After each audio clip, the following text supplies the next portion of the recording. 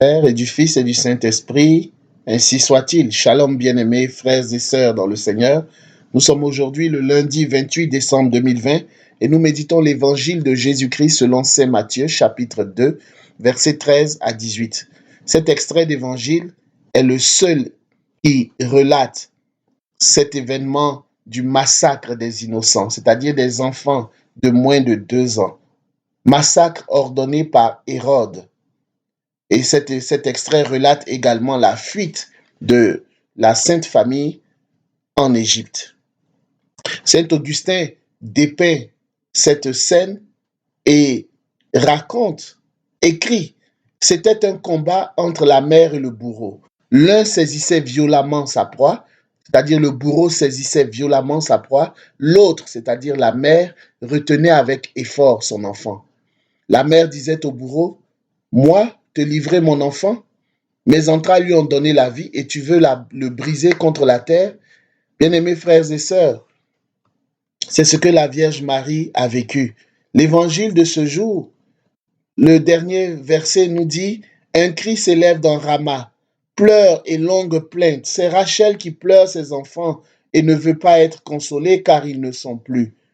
Ces pleurs, ce sont également les pleurs de la Vierge Marie lors de la passion de son Fils, lors de la crucifixion, lors de la descente au tombeau. Elle qui a donné vie, dont les entrailles ont donné la vie à Jésus-Christ, ses entrailles bénies, a vu son enfant être brisé contre la terre. Bien-aimés frères et sœurs, c'est aussi le cri de toutes les femmes qui perdent leurs enfants, parfois en choisissant l'avortement, mais nous savons que les pleurs de ces femmes, même plusieurs années après avoir décidé de commettre un avortement, ces pleurs ne cessent. Ces pleurs ne s'estompent pas pour autant, parce que prises de remords, de culpabilité.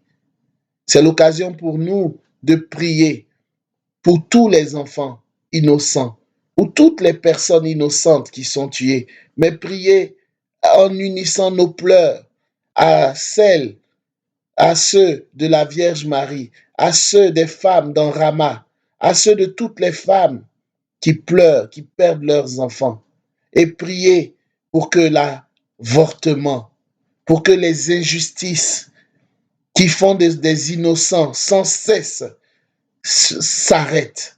Jésus a baigné dans l'injustice.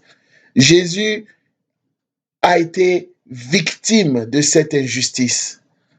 Mais cette injustice, nous pouvons y mettre fin en répandant la parole de Dieu, en répandant l'amour, en priant et en travaillant pour une culture de vie et non pour une culture de mort. Que la paix et la grâce de notre Seigneur Jésus-Christ soient votre partage au nom du Père et du Fils et du Saint-Esprit. Ainsi soit-il. Engage-toi pour une culture de vie et non pour une culture de mort.